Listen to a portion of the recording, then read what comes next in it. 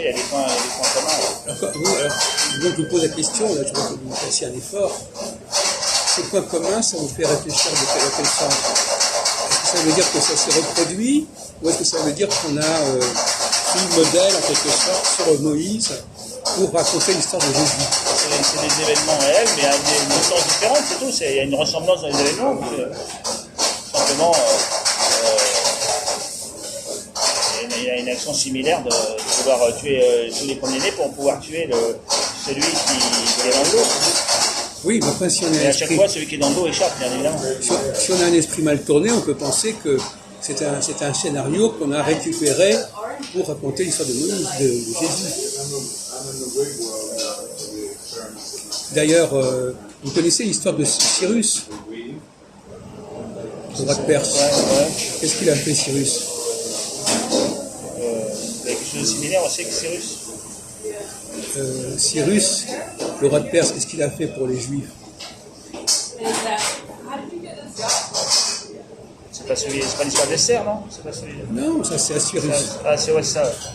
C'est avant ça. Oui, après Esther, on ne sait pas très bien. Bon. Mais Cyrus, il a voulu ramener les Juifs qui étaient à Babylone, il les a ramenés à Jérusalem.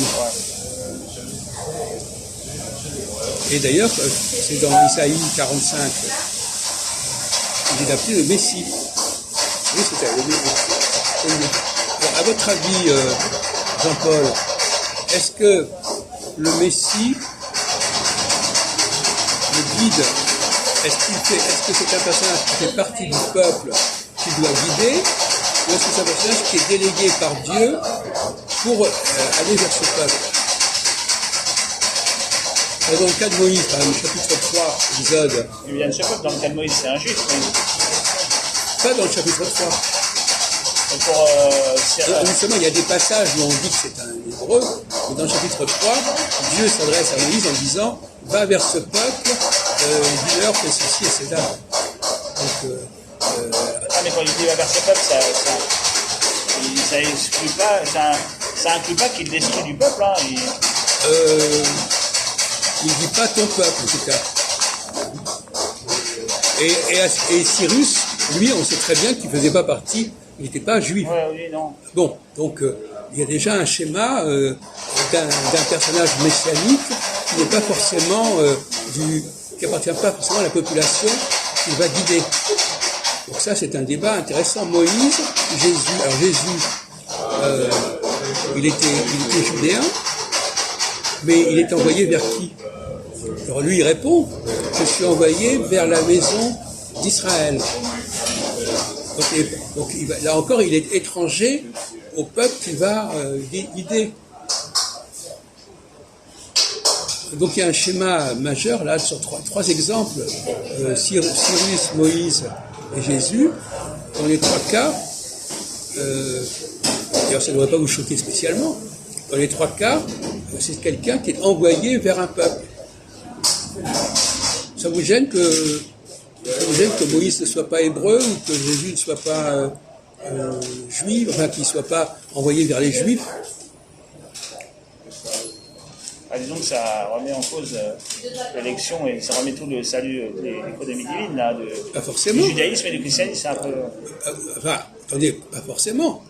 Qu'est-ce que ça change, à votre avis, Jean-Paul, que Jésus soit un Judéen envoyé vers les gens d'Israël ou qu'il soit envoyé vers les Juifs? Si c'est plus le Messie, c'est plus le Fils de Dieu. Mais la rédemption n'a plus de... Il n'y a plus de rédemption. Mais si, pourquoi il ne serait pas le Messie? Parce que le Messie, il doit d'après toutes les prophéties, il doit venir du peuple d'Israël. C'est le Messie doit venir de ce peuple-là. Sinon, non, pas d'Israël. Du peuple juif. Oui, oui, mais donc cette idée de... Et en plus, dans les actes des apôtres et dans tous les évangiles, là, il donne son origine de naissance. Oui, je sais, oui, bien sûr, il est descendu. Non, mais attendez, j'ai mal compris. On n'a jamais dit qu'il n'était pas juif, Jésus. On a dit qu'il n'était pas venu pour les juifs, c'est pas pareil. Non, il n'y a aucune contestation sur le fait qu'il soit descendant de David, etc. La question n'est pas là.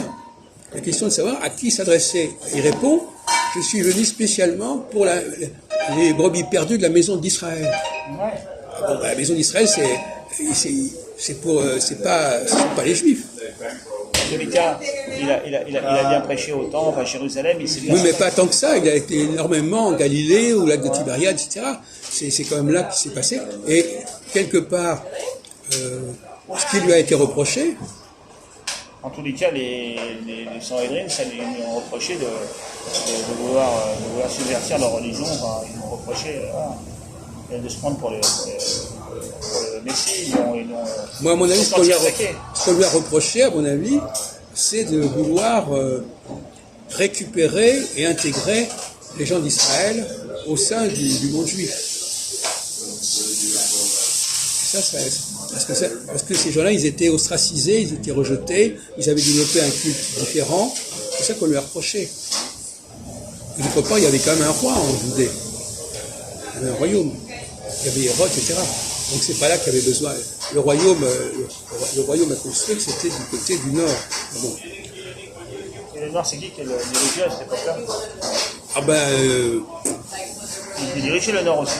il n'y avait pas de royaume. Il y avait un type. Oui, c'est ça, voilà. Il y avait une sorte de procureur qui s'occupait de ça. Mais d'ailleurs, à ce propos, alors, bon, on va changer de sujet.